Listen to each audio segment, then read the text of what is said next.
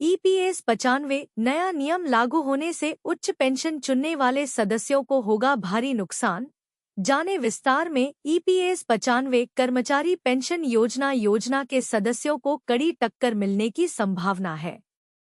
Media रिपोर्टों से पता चला है कि यूपीएफओ उच्च पेंशन गणना के लिए नए नियमों पर विचार कर रहा है।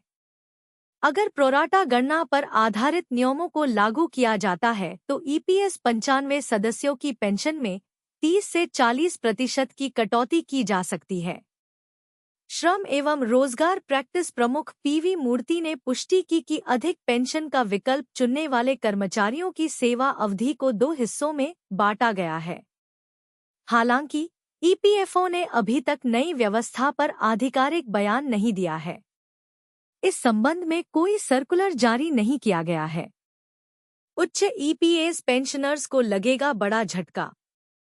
उच्च ईपीएस पेंशन के लिए प्रोराटा गणना मुख्य रूप से उन सदस्यों को प्रभावित करेगी जो अभी भी 1 सितंबर 2014 को या उसके बाद काम कर रहे हैं या सेवानिवृत्त हुए हैं। औसत पेंशन योग्य वेतन की गणना के लिए कर्मचारियों की सेवा अवधि को 2 भागों में बांटा जाएगा।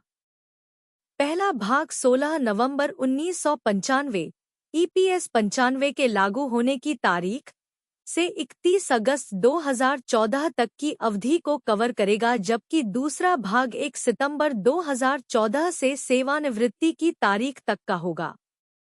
जबकि पहले भाग के दौरान पेंशन की गणना करते समय पिछले 60 महीनों के औसत वेतन को ध्यान में रखा जाएगा। पिछले 60 महीनों का औसत वेतन या 1 सितंबर 2014 से सेवानिवृत्ति की तारीख तक औसत वेतन, यदि सेवानिवृत्ति की तारीख 31 अगस्त 2019 से पहले है। देय पेंशन को अनुपात से विभाजित किया जाएगा और फिर 2 भागों में विभाजित किया जाएगा। उच्च पेंशन की राशि कम होने का जोखिम। नए गणना फॉर्मूले के अनुसार जो कर्मचारी उच्च पेंशन का विकल्प चुनते हैं उन्हें पेंशन की राशि में उल्लेखनीय कमी का खतरा होता है। 31 अगस्त 2024 से पहले ईपीएस में योगदान और वेतन सीमा 6,500 रुपये थी और 1 दिसंबर 2014 से अधिकतम ईपीएस योगदान बढ़ाकर 15,000 रुपये कर दिया गया था। ऐसे में नए सदस्य नई वेतन सीमा तक ईपीएस में योगदान कर सकते हैं, जबकि पुराने सदस्यों को वास्तविक वेतन के आधार पर वृद्धिशील योगदान के लिए आवेदन करने के लिए सीमित खिड़की दी गई थी, जिसके कारण कानूनी लड़ाई शुरू हुई। लड़ाई अंततः देश की सबसे बड़ी अदालत में पहुंच गई, जिसमें सुप्रीम कोर्ट ने पुराने सदस्यों के पक्ष में फैसला सुनाया और उन्हें उच्च ईपीएस पेंशन के लिए आवेदन करने की अनुमति दी। हालांकि प्रोराटा कैलकुलेशन नियम से पेंशन की राशि में कमी आने की संभावना है, क्योंकि सितंबर 2014 से पहले वेतन कम है। इसलिए ज्यादातर लोगों के लिए पहली अवधि में औसत पेंशन योग्य वेतन बहुत कम हो सकता है। इसके अलावा यदि कम पेंशन योग्य वेतन को प्रोरेटा आधार पर अंतिम ईपीएस पेंशन गणना में शामिल किया जाता है तो कुल पेंशन 30% से 40% तक कम हो जाएगी। डिस्क्लेमर: म्यूचुअल फंड और शेयर बाजार में निवेश जोखिम पर आधारित होता है। शेयर बाजार में निवेश करने से पहले अपने वित्तीय सलाहकार से सलाह जरूर लें। hindi.maharashtranaama.com किसी भी वित्तीय नुकसान के लिए जिम्मेदार नहीं होंगे। EPS 95 higher pension EPFO 900 crore की सब्सिडी और पेंशन कैलकुलेशन की रिपोर्ट पेंशनर्स का दावा। मनमोहन सिंह सरकार ने 2014 में न्यूनतम 1,000 पेंशन तय की थी, जिसे मोदी सरकार ने 1 सितंबर 2014 में लागू किया था। सूचनाजी न्यूज छत्तीसगढ़। रामाकृष्णा पिल्लई ने फेसबुक पर एक पोस्ट किया। ईपीएस 95 हायर पेंशन से जुड़ा पोस्ट तेजी से वायरल हो रहा है। पेंशन कैलकुलेशन पर आधारित पोस्ट को काफी पसंद किया जा रहा है।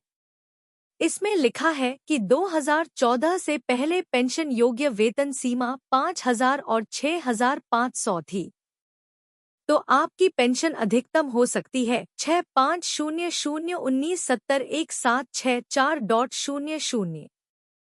यह 19 साल की पेंशन योग्य सेवा के लिए है। 20141995 साल।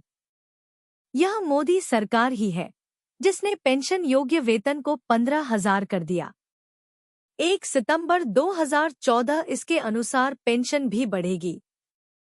सुप्रीम कोर्ट के निर्णय के अनुसार 1 सितंबर 2014 से पहले सेवानिवृत्त लोग अब उच्च पेंशन पाने और उच्च पेंशन पाने के हकदार नहीं हैं। निर्णय के पैरा 44 वी का उल्लेख करें। चूंकि वे ईपीएस के सदस्य होना बंद कर देते हैं, वे अब विकल्प का उपयोग करने और उच्च पेंशन प्राप्त करने के हकदार नहीं हैं। यह मेरे लिए उचित निर्णय लगता है। मैं इस बात से सहमत नहीं हूं कि एक व्यक्ति जो अगस्त 2014 या उससे पहले सेवानिवृत्त हो गया था, वह 2022 या 2099 में जीवित है तो वह विकल्प इस्तेमाल कर सकता है। हालांकि सेवा में रहते हुए कोशिश करने वालों को लाभ मिलता रहेगा, बशर्ते वह योजना के पैरा 11(4) के अनुसार फिर से एक्सरसाइज करने का विकल्प चुने। हालांकि निर्णय में दिए गए कारण के लिए सुप्रीम कोर्ट ने उन लोगों को अनुमति दी जो निर्णय की तारीख तक सेवानिवृत्त हो गए हैं और बाद में समय सीमा के भीतर विकल्प का उपयोग करने और उच्च पेंशन प्राप्त करने के लिए संविधान के अनुच्छेद 132 के तहत अपनी निहित शक्ति का प्रयोग करके सुप्रीम कोर्ट द्वारा एक विशेष मामले के रूप में इसकी अनुमति दी गई है। मैं इससे पूरी तरह सहमत नहीं हूं, लेकिन हम एससी के कानून आदेशों का सम्मान करते हैं। सरकार की इसमें कोई भूमिका नहीं है। ईपीएस न्यूनतम पेंशन के लिए 900+ करोड़ की सब्सिडी। पेंशनर्स ने लिखा, मनमोहन सिंह सरकार ने 2014 में न्यूनतम 1,000 पेंशन तय की थी, जिसे मोदी सरकार ने 1 सितंबर 2014 में लागू किया था। इससे पहले कि हम बहुत कम पेंशन प्राप्त कर रहे हैं, कम पेंशन योग्य वेतन और पेंशन योग्य सेवा के कारण 1,000 से कम ईपीएस न्यूनतम पेंशन के समर्थन के लिए सरकार सालाना 900+ करोड़ की सब्सिडी प्रदान कर रही है। न्यूनतम पेंशन बढ़ाने के लिए कोई वैधानिक दायित्व नहीं था। याद रखें कि ईपीएस बचत कम पेंशन योजना है और आपकी पेंशन फंड में आपके कुल योगदान पर निर्भर करती है। ईपीएफओ आपके फंड मैनेजर के साथ। वैसे कृपया मुझे बताएं कि आपने अपनी सेवानिवृत्ति तक ईपीएस में कितना योगदान दिया। जब आप रिटायर हुए थे और रिटायर होने के समय आपकी सैलरी कितनी थी। आपके वाद विवाद से ऐसा लगता है कि आपने ईपीएस में लाखों योगदान दिए और आपको थोड़ा सा रिटर्न मिल रहा है। क्या आप जानते हैं कि आपका योगदान सरकार के साथ नहीं है, यह ईपीएफओ आपके फंड मैनेजर के साथ है। वे उस पैसे को स्ट्रांग रूम में नहीं रख रहे हैं, वे इसे केंद्र और राज्य सरकार की प्रतिभूति बाजार से संबंधित उपकरणों जैसे शेयर, डिबेंचर आदि में निवेश करते हैं ताकि रिटर्न उत्पन्न हो। सरकारी प्रतिभूतियों में निवेशित धन परिपक्वता के बाद ब्याज के साथ ईपीएफओ को वापस कर दिया जाता है।